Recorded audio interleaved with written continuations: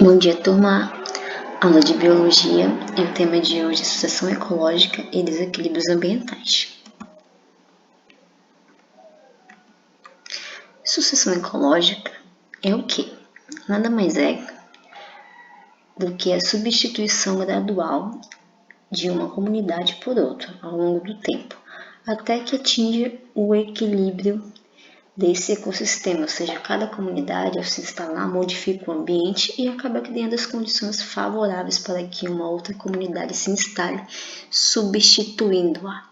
Mas a gente precisa saber primeiro que para ela se instalar nessa comunidade, ou seja, nesse ecossistema, a gente precisa saber que os ecossistemas são entidades fixas, ou seja, eles tendem a ficar modificando-se com o passar do tempo, ou seja, eles nunca tendem a permanecer com a mesma característica, ou seja, esses fatores aqui, com o passar do tempo, eles vão se modificando, tá bom? Então, ao contrário, eles não conseguem permanecer com a mesma característica, ou seja, eles tendem a se modificar, como se fosse um organismo vivo mesmo. Então, eles vão passar por vários estágios, desde a juventude até a maturidade.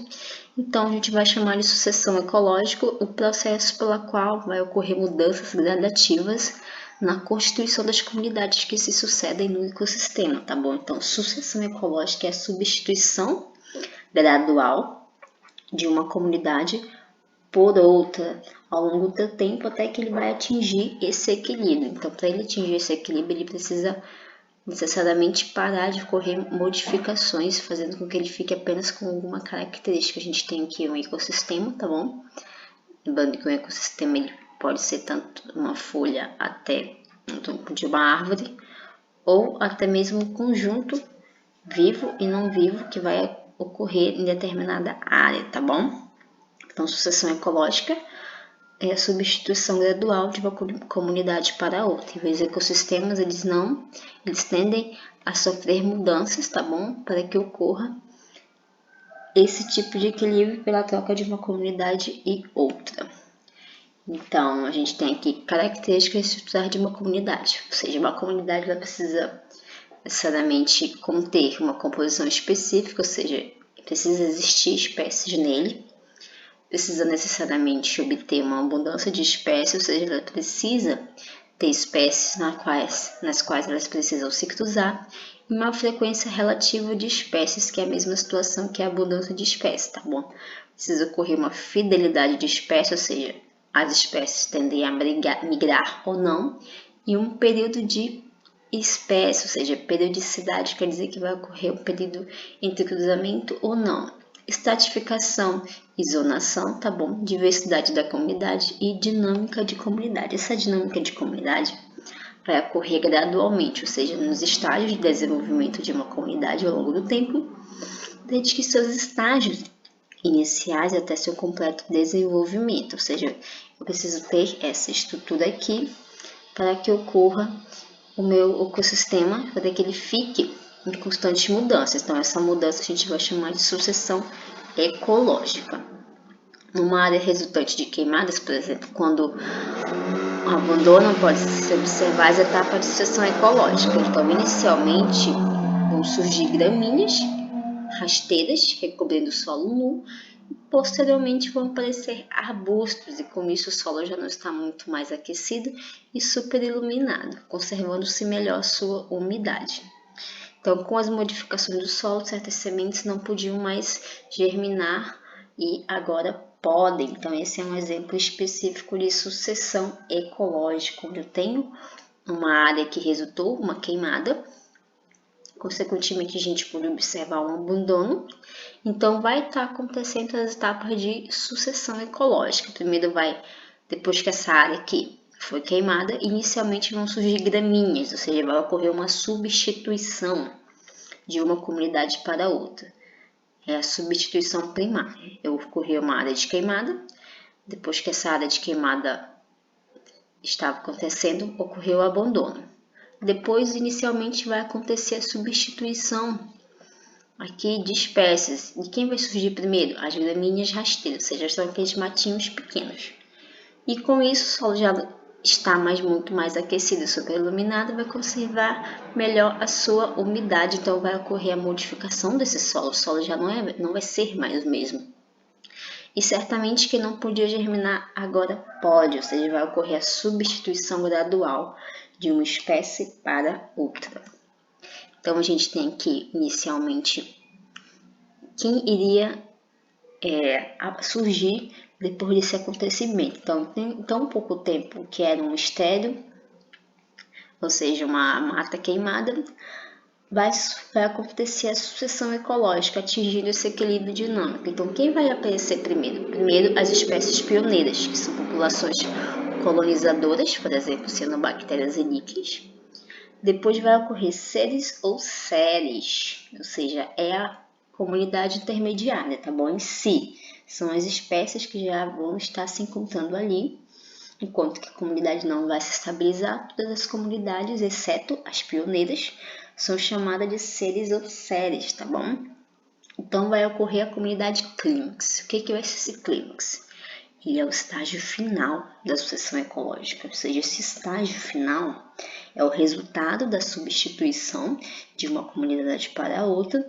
Por isso, o número de espécies, teias alimentares, nichos, relações ecológicas e, consequentemente, biomassa, tende a ser maior que nos estágios anteriores e com uma comunidade de equilíbrio dinâmico ou homeostase.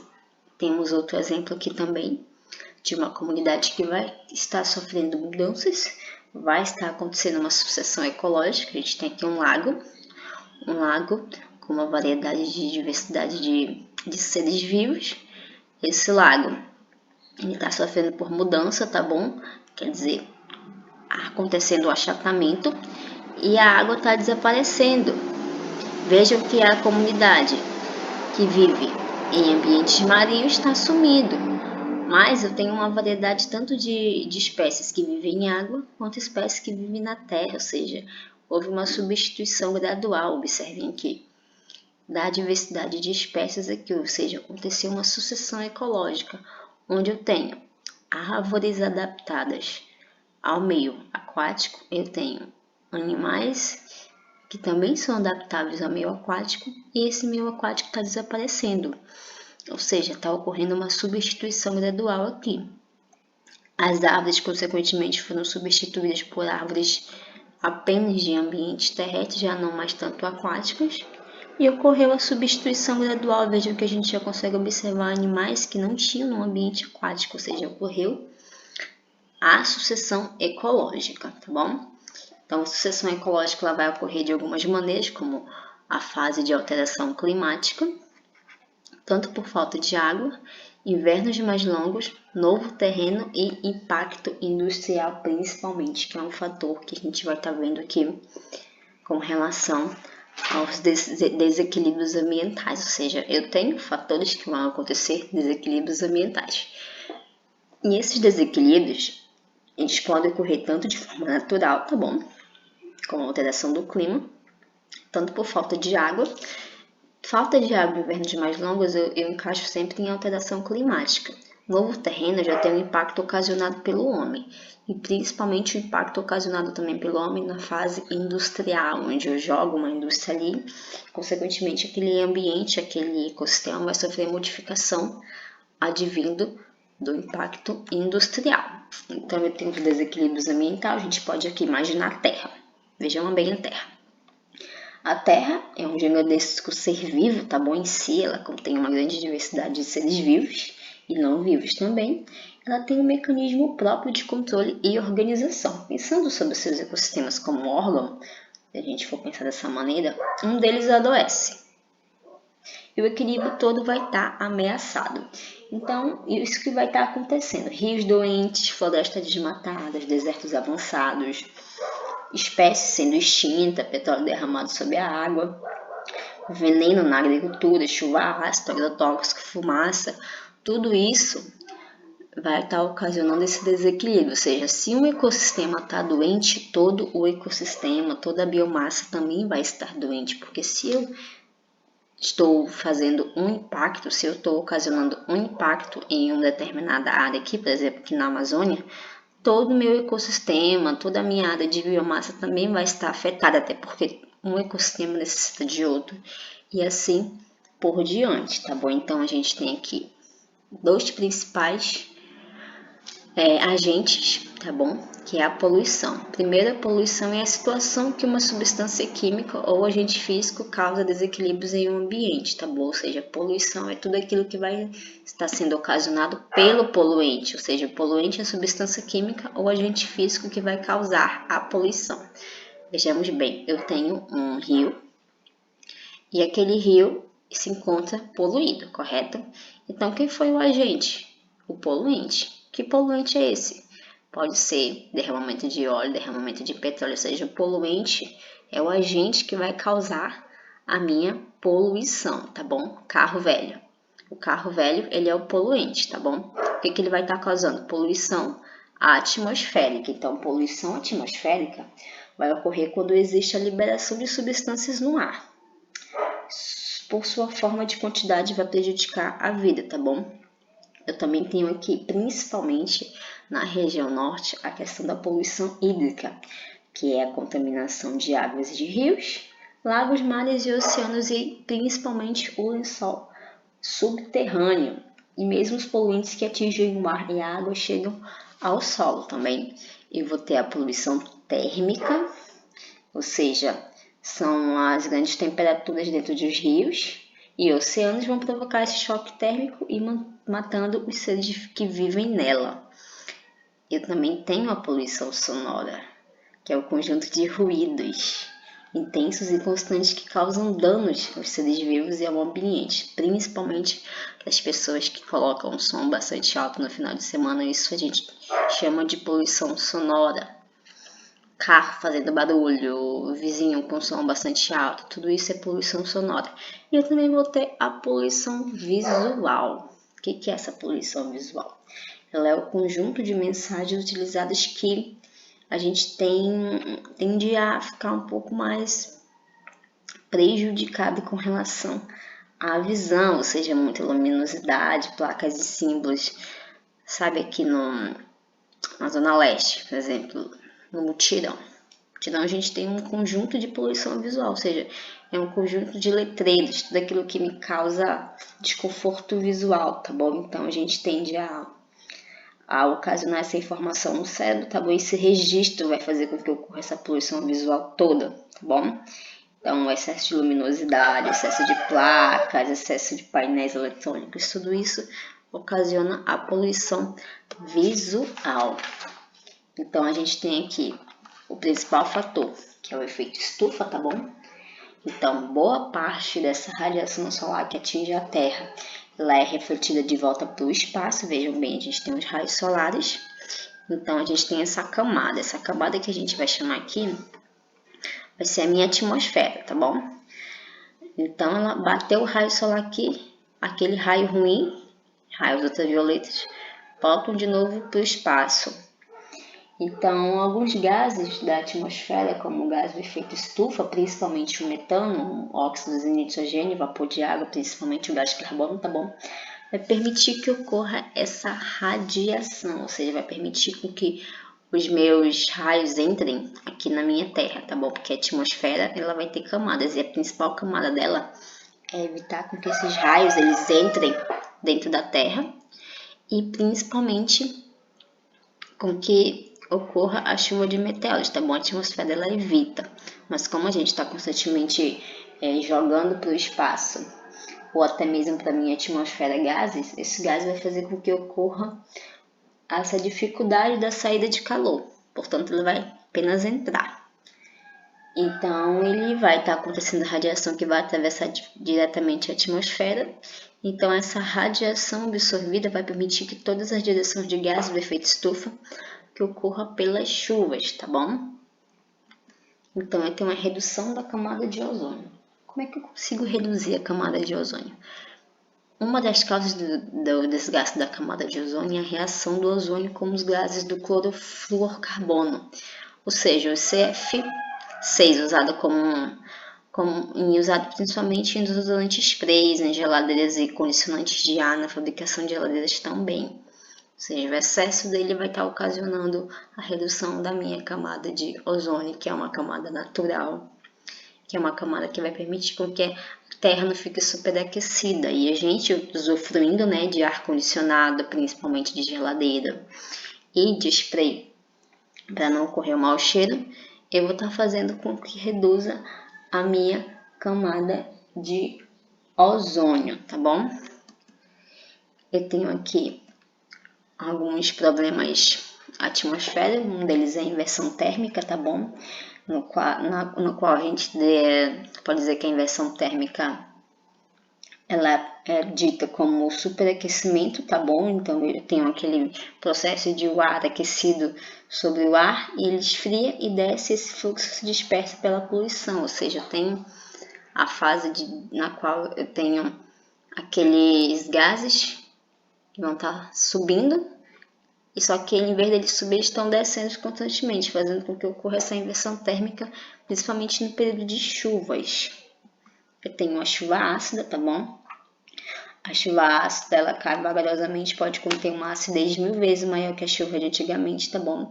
Isso vai estar acontecendo por conta do excesso de gases que eu estou jogando na minha atmosfera. Esses gases em conjunto com a molécula da água vão estar formando a chuva ácida. Então ela pode provocar desfolhamento de árvores inteiras, acidificação do solo, morte de vegetais, pode também estar ocasionando a redução do pH da água, principalmente. Nas cidades pode causar destruição de monumentos históricos, principalmente, e irritação nos olhos e na mucosa respiratória do ser humano e de outros animais. A chuva ácida ela é o conjunto, tá bom? Tem uma molécula de água e uma molécula de ácido, ou seja, os dois em conjunto vão formar a chuva ácida. Eu vou ter também o monóxido de carbono.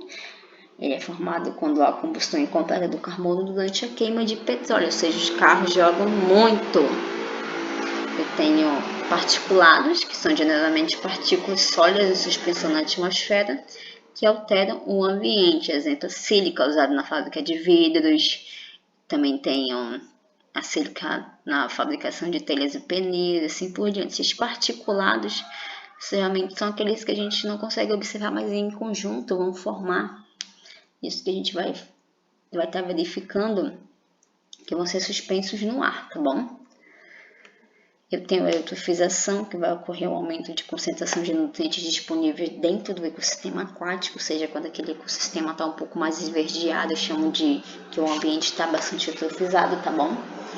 Vai ocorrer um excesso de bactéria, poluição industrial também, lembra que a gente falou que ele é um principal fator, principal agente que vai modificar o ecossistema. Agrotóxico.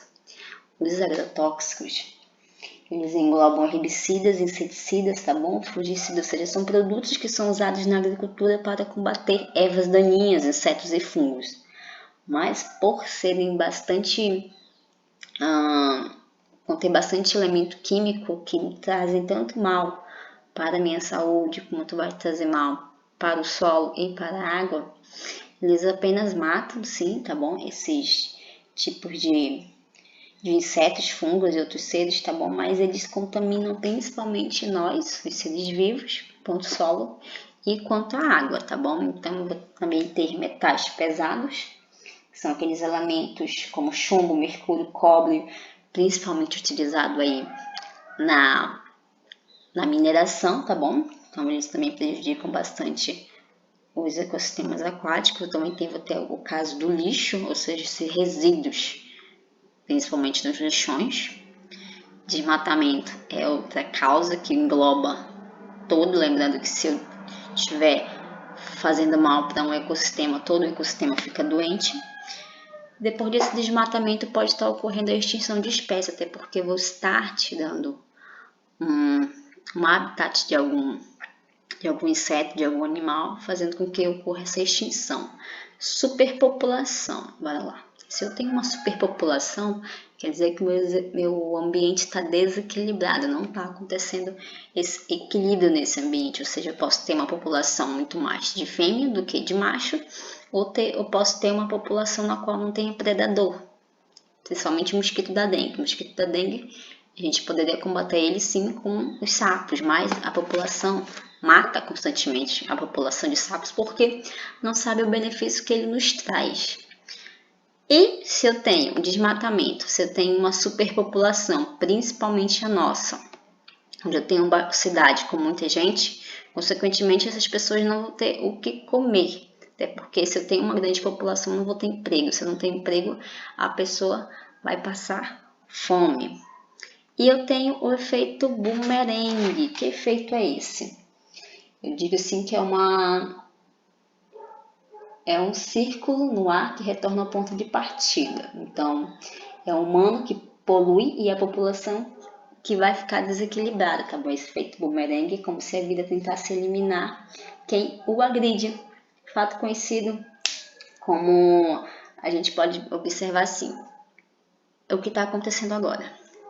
Ou seja, a gente tem uma grande população que está morrendo por conta de um vírus e por conta